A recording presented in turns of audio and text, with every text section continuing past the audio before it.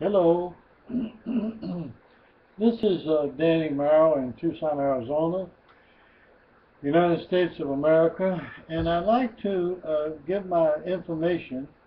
My email address is Danny, D-A-N-N-Y, .marrow, M-A-R-R-O-W, @gmail.com.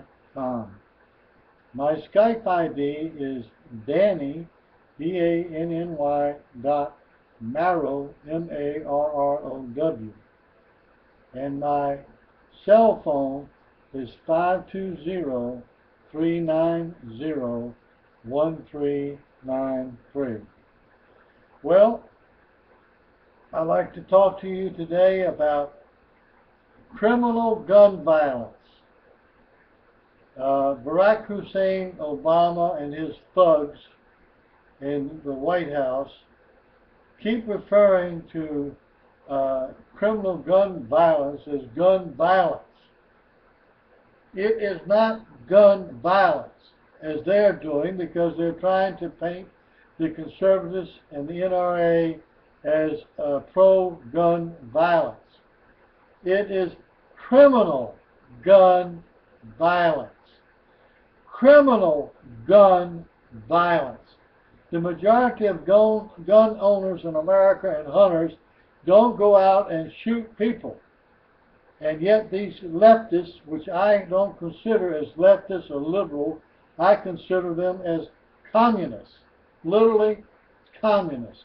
Because everything they do has a background of socialistic, communistic speaking. The gun problem in America is criminal gun language. I keep telling people, you're not going to stop violence. It cannot be stopped. And now I'd like to touch on another subject. Criminal knife violence. This last week, a college student with good grades goes down the hall and slashes people and cuts people, some of them serious. That's not knife violence. That's criminal knife violence. And now, 2 days ago, we have someone who sets off 2 bombs in Boston, Massachusetts, killing, maiming over 170 people, almost 200 people. Well, I extend my sympathies to those that were injured and to the families of those that were killed. But let me make something very clear. That is criminal bomb violence. Criminal bomb violence. Criminal knife violence. Criminal gun violence. I suppose Mr. Barack Hussein Obama and his thugs in Washington, D.C.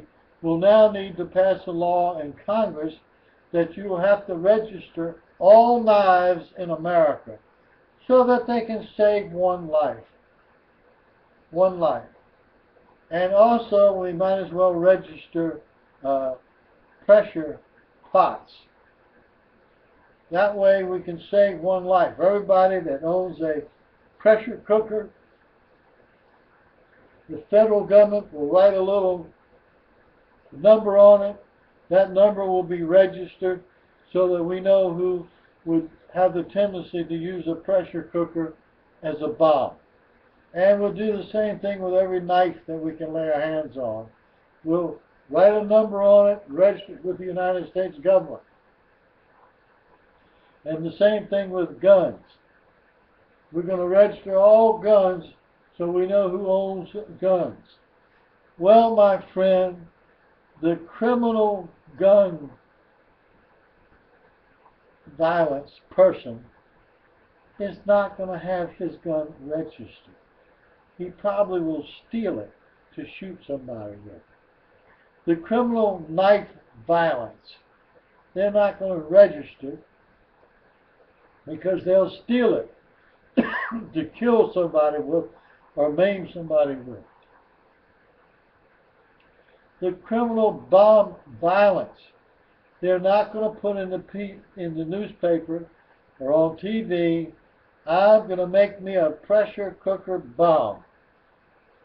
How can people in D.C., under the halfway leadership of Mr. Barack Obama and his thugs, think that the normal citizens are going to go out and shoot somebody, knife somebody, and bomb somebody?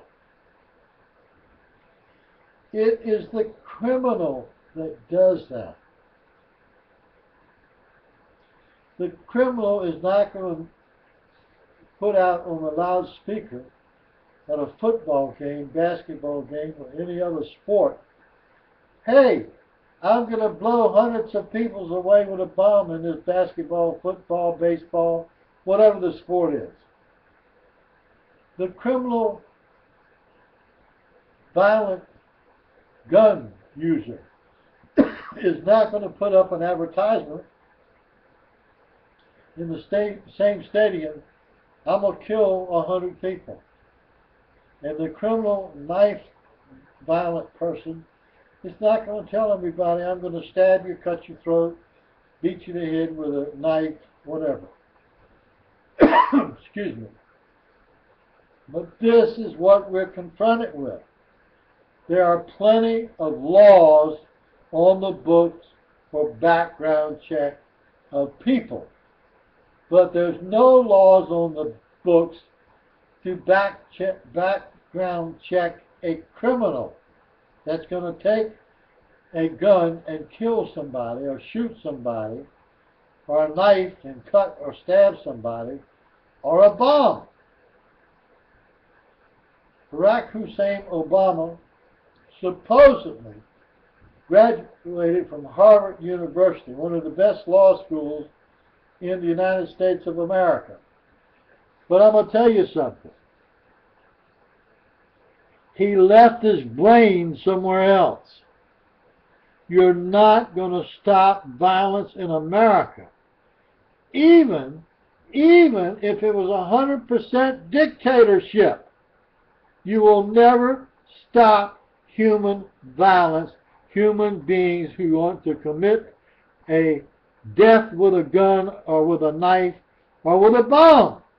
You're not going to do it. And yet he praised those parents of children that were shot down by a mentally disturbed person who stole the gun and who shot his own mother. He wasn't a naturally calm person. He was a murderer and a thief before he ever shot those children.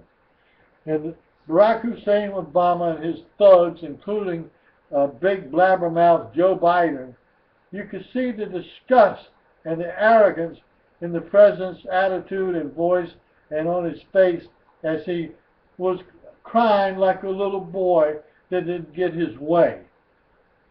In an interview on the national news not too long ago today, the 17th of April, 2013. And then he blatantly bambasted the NRA, National Rifle Association. And he bambasted subtly Ron Paul, one of the senators.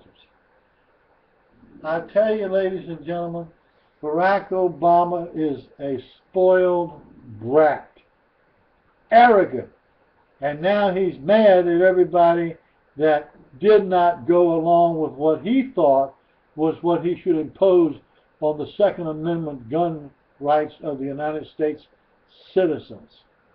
Well,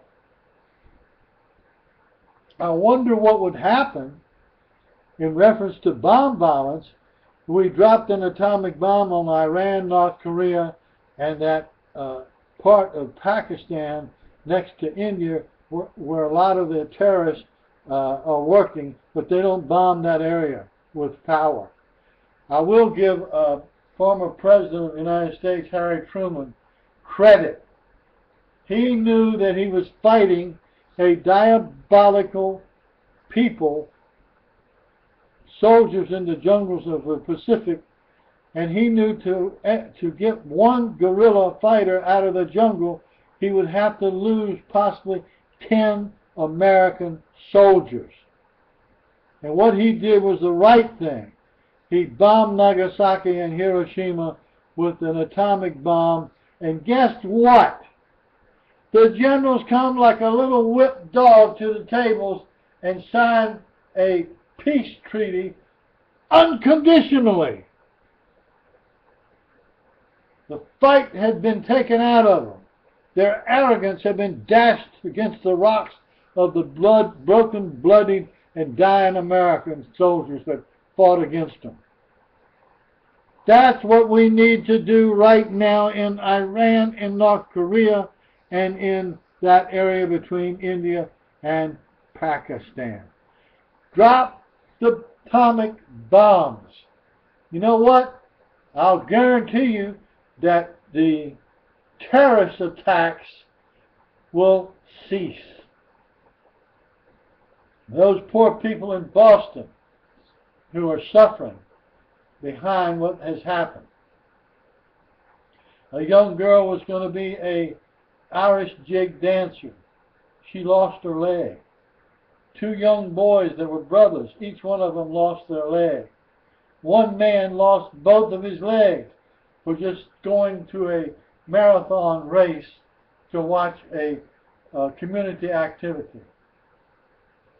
I'm telling you, my friends, we, the American people, have to push the government to bomb North Korea, to bomb Iran, and to bomb that area between India and Pakistan where the Taliban hide out and nobody touches them. Nobody touches them with real power. With real power.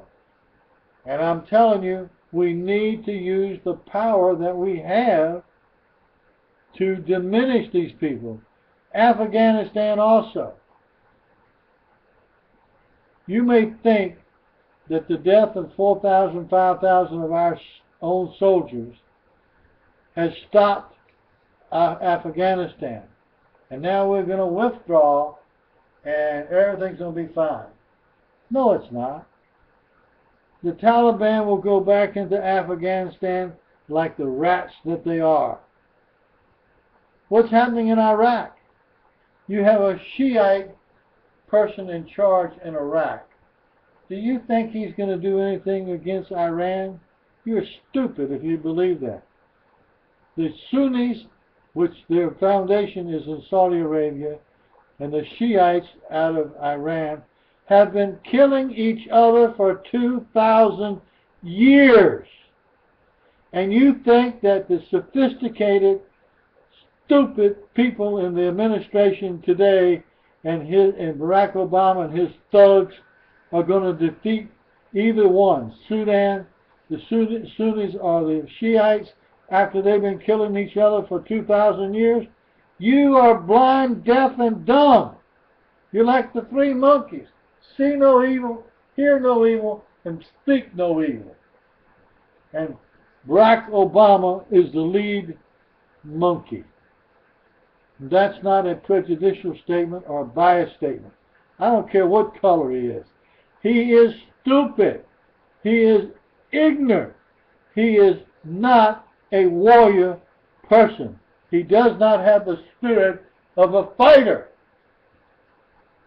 We have to use the atomic bomb to eliminate Iran, to eliminate the people in Afghanistan, to eliminate that area between Afghanistan and India, to make North Korea a parking lot.